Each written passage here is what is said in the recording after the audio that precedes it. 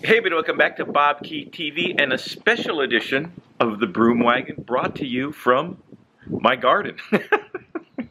Not special, just a regular broom wagon, but it is outside. So please comment on the sound quality in the great outdoors. Here's my garden. Got some bamboo. Oh, got a little Buddha. Gotta have the Buddha in the garden. Come on.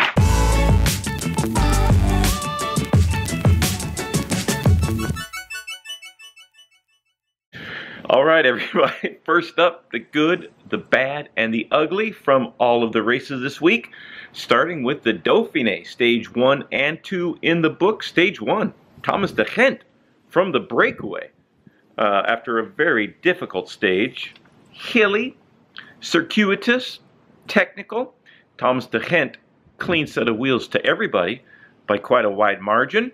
So very good, Thomas de Gendt. Winner of last year's abbreviated stage to Mountain Ventoux.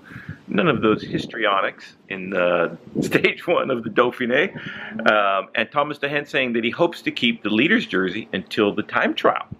So good ride by Lada Soudal's Thomas de Gendt. The only bad from stage number 1, Warren Barguil, after being injured, still coming back to fitness, losing over 8 minutes on stage number 1. But not too bad. After an injury, it always takes a while to get back up to race speed, so it's great to see Warren Barguil, after what could have been a much worse injury, back and racing, and hopefully we'll see him in the Tour de France at the highest level. Stage 2, Arnaud Démare with the sprint win. Led out fairly well by his teammates. He was dropped in the finale, but fought his way back. And so a great stage win by Arnaud Démare, and Thomas de Gendt still leading. The Hammer Series, new series of races, most notable because they were put together in close cooperation with the racers and the teams. A little bit different than, generally speaking, the business model of professional cycling, where you have a number of iconic races that are over 100 years old, and you are pretty much obliged to be there. Carlos Betancourt won the first phase, called the Hammer Climb, and destroyed the field. And it's been a while since we've seen Carlos Betancourt at his very best, but he most certainly was. Not that long ago, he won Paris-Nice, and I think 2 stages along the way, and just dominated Paris-Nice, and then virtually vanished from professional cycling, and he's found a home at Movistar that he has the right rapport, and he's racing very well, and it'll be interesting to see how the rest of his season goes, and he's obviously climbing very well. The sprint stage, if you could call it that, won by Trek Segafredo, and the pursuit stage, which was an interesting stage, it was won by Sky. Theoretically, you were not allowed to pace with other teams, but that's not exactly how it played out. But be that as it may, Sky won the pursuit, or yeah, we'll just call it the road pursuit in the Hammer Series. And the Hammer Series, presumably sharing the profits with the teams and the riders of the event, which is what a lot of team managers, I mean, let's not say a lot, but some team managers have asked the Tour de France to do in years past. And the Tour de France's response has been pretty unequivocal. It's the yellow jersey and the Tour de France that makes the athletes, not that the athletes make the Tour de France. So I would say that there is a little bit of credence to the team manager's argument that the biggest stars make the Tour de France what it is. But the Tour historically have felt that winning the yellow jersey will make a star out of you, and there's a lot of credence to that also. I would say the Hammer Series will be successful if it can attract the biggest stars in the sport, the winners of the monuments and the Grand Tours. Tom Dumoulin was at the start, and it was a very popular event. So if they can continue to get Nairo Quintana, Chris Froome, Tom Dumoulin, Vincenzo Nibali, and their teammates to the Hammer Series. It will be very popular and watched by lots of people, and it will give the riders a chance to share and the teams to share in some of the profits of the event. So I'm all for the Hammer Series, and best of luck to their format. I'm sure that will evolve in the years to come, but the one challenge I would say is finding a place on the schedule for it that you can get the biggest stars. So that will probably continue to be a challenge for however long it goes, because the season is already so long to begin with. Having another event that puts the riders under maximum pressure suffering, I'm not sure. They just need to find a good schedule and get the stars, and they'll be successful. Over to the Tour of Luxembourg, Greg Van Avermaet taking up where he left off in the Spring Classics with an emphatic win. The Tour of Luxembourg. Did the Tour of Luxembourg a number of times. Finished pretty well in my career in that race. Did not win, but enjoyed Tour of Luxembourg. And one thing about the Tour of Luxembourg is such a small country that the first time I did it, I kept getting the sense that I had been in the same street before, and you literally go up and down every single street in the whole country at least 3 times. So when I realized that I was not hallucinating, that I was not so exhausted that I didn't realize what was happening, we were indeed going over the same streets. So that's the good and the bad and the ugly. I'm happy to report no ugly, and just one, not even that bad. The race season is in full cry now, as they say, and I'll try to keep coming up with the good and the bad and the ugly of the races. All right, everybody. Next up, Neutral Zone News. In the Neutral Zone News, Chris Froome making some headlines. Recently quoted as saying he does not expect Nairo Quintana to be his top rival in the Tour de France. Froome says that Quintana will have been stretched too thin from the Giro d'Italia, trying to win it against Tom Dumoulin, coming up a little bit short, finishing second, and Chris Froome believing that that will take too much out of Nairo to be competitive, and he expects his chief rival to be Richie Porte and Alberto Contador also, as well as Romain Bardet. I would say don't say anything.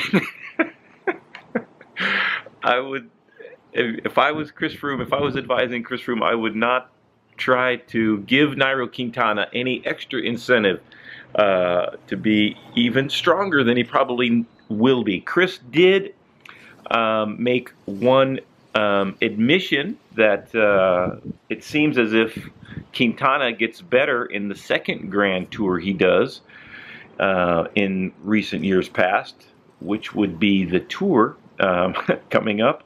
But my advice would be to don't say anything about your rivals except that they are delightful human beings, incredible cyclists, and will present me, quote unquote, with a tremendous challenge. And we'll see how that works out. If Nairo comes out swinging and firing on all cylinders, it's an interesting Tour de France route. I expect Chris, no matter what he says, to be the #1 favorite. And but I would also say, smile like a baby and bite like a crocodile. In sad news, Team Bahrain had a pile of their Merida bikes stolen during the Hammer Series, and it's an all too common occurrence in the world of professional cycling when teams get their bikes boosted. And one of the problems is you want to promote your sponsors, but driving a trailer around with Sky, Bahrain, Cannondale, BMC, Quickstep is like a giant beacon open for business to thieves. And if I'm not mistaken, they have been identified by Interpol, European police, as targeting stalking, following the bike teams. Just look up where the bike races are going to be, and out of, let's say, a Grand Tour, for example, out of 3 weeks, variety of hotels all over Spain, Italy, and France.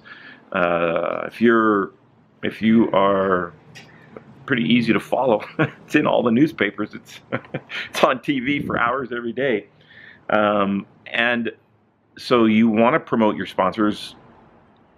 But how can we? Is there some sort of cloak you can put over the team vehicles where the bikes are stored? I don't think so. I don't know.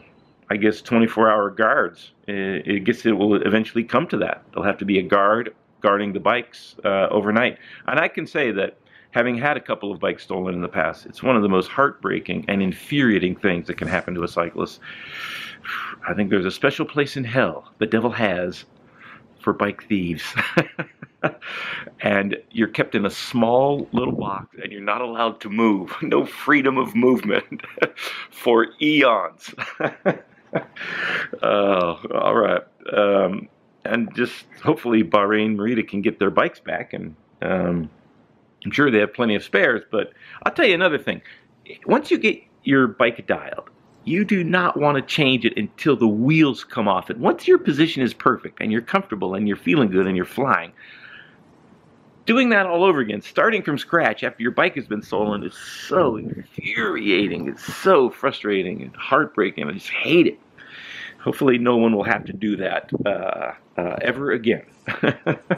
And please, if you're thieves out there watching BobkeTV, which I'd be very surprised of, keep your cotton stinking fingers off the bikes. All right.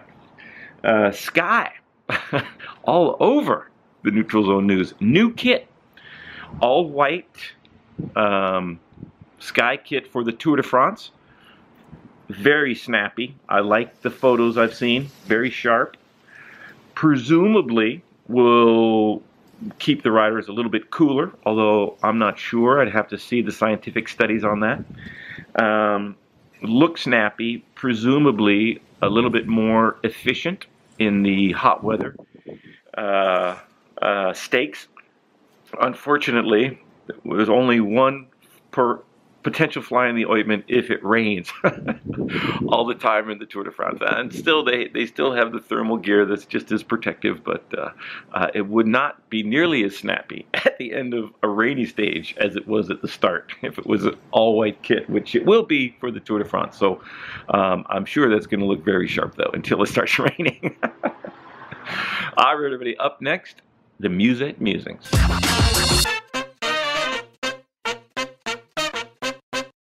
First up in the Musette Musings, Wada, W-A-D-A. I believe that stands for World Anti-Doping Authority. They were able to get a court order allowing them access to the 200-plus bags of blood from Operation Puerto. Operation Puerto, we got to go way back, 2006, so 11 years.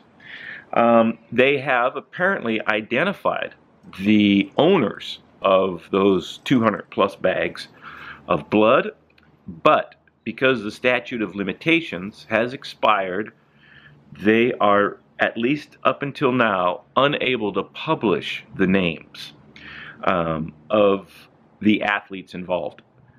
Which is odd, a little bit odd. You got to say that's odd when you see the leaks. The leaks, the 30, I believe it was 39 athletes initially identified as potentially being involved, all cyclists.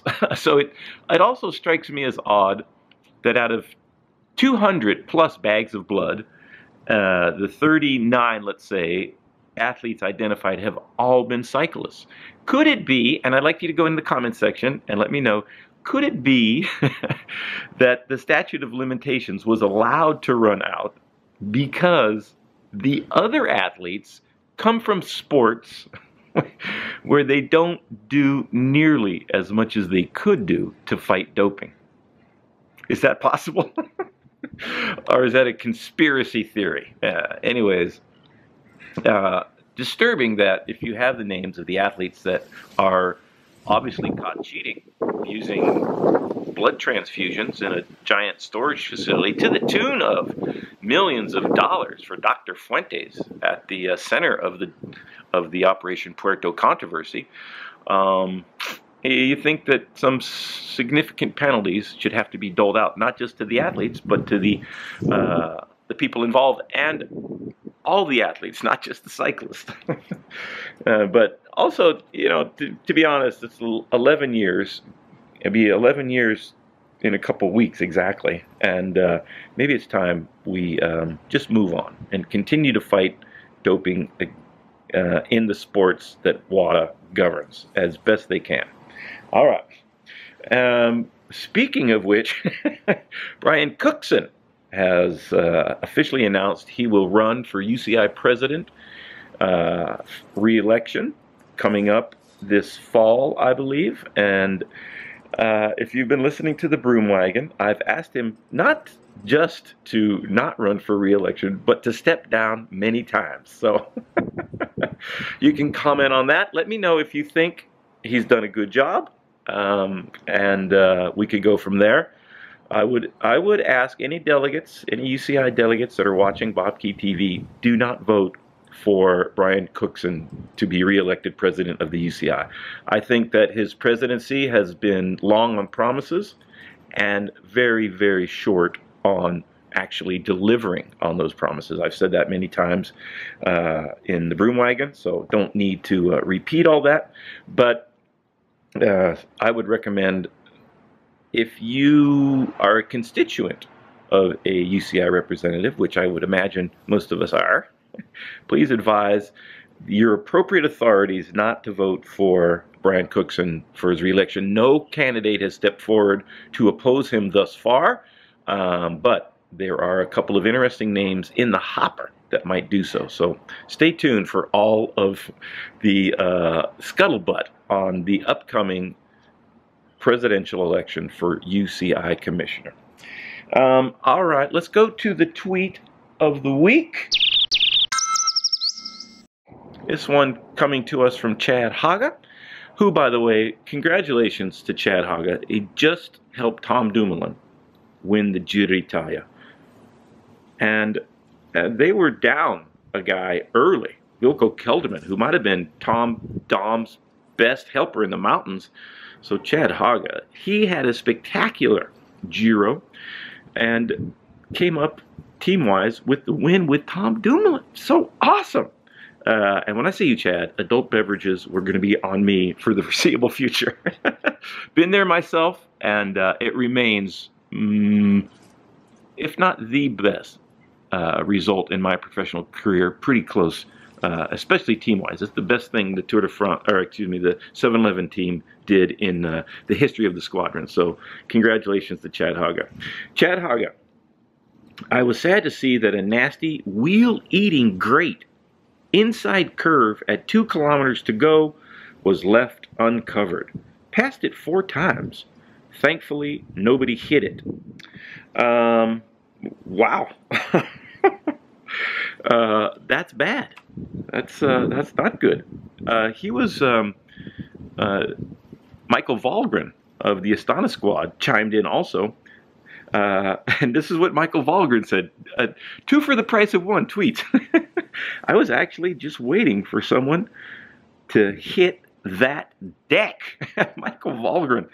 Thankfully, I'm sure that would have, if anybody did be taken out by that, would have been in the ugly part of the good, the bad, and the ugly from the race results. So thankfully, disaster was averted. But please, organizers, come on.